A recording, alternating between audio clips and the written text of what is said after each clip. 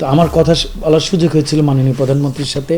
EV গাড়ি নিয়ে কথা বলেছি, পরিবেশ বান্ধব গাড়ি নিয়ে কথা বলেছি। ওনার যে চিন্তাভাবনা আমাদের থেকে অনেক অ্যাডভান্স, সে যে আসলে মাশাআল্লাহ অনেক নলেজেবল।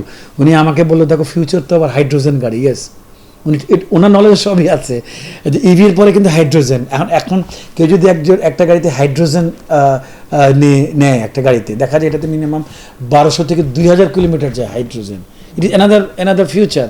এখন ইভি একবার চার্জ দিলে 300, 400, 500 কিলোমিটার যায়, আর হাইড্রোজেন হলে এটা 1000-এর উপরে যাবে।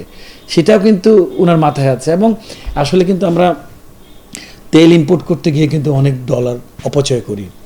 এখন তারপরে আবার তেলের কিন্তু ভর্তুকিও দিচ্ছে সরকার।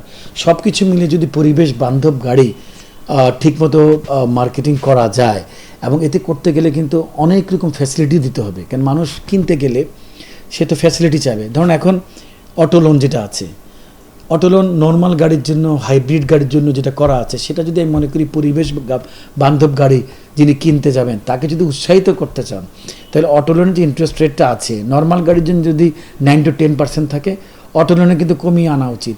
সেখানে 4 to 5% করলে কিন্তু ইন্টারেস্ট রেট মানুষ কিনবে হাইব্রিড এবং ইলেকট্রিক্যাল গাড়ি। পাশাপাশি রেজিস্ট্রেশন ফিও যদি কমিয়ে দেওয়া যায়, এবং রোড ট্যাক্স যদি মাফ করা যায় 3 বছর কিংবা 5 বছরের জন্য, মানুষ কিন্তু আস্তে আস্তে কিন্তু এই পরিবেশ বান্ধব গাড়িগুলো কিনবে। যেটা অন্যান্য বিশ্বর অনেক দেশ কিন্তু সরকারের পক্ষ থেকে মানুষ যেন এই গাড়িগুলো কেনে অনেক রকম ফ্যাসিলিটি দিচ্ছে, এবং মানুষ কিন্তু উৎসাহিত হচ্ছে, কিনছে। আমার এই রিকোয়েস্ট থাকবে পরিবেশ বান্ধব গাড়ি মানুষ কেনার জন্য যদি সরকার এইসব ফ্যাসিলিটি ক্রিয়েট করে, মানুষ আস্তে আস্তে কিন্তু আরও বেশি গাড়ি কিনবে এবং ওদিকেই ঝুঁকবে। এবং এটা অল টুগেদার দেশের জন্য ভালো হবে, অর্থনীতির জন্য ভালো হবে, পরিবেশের জন্য ভালো হবে।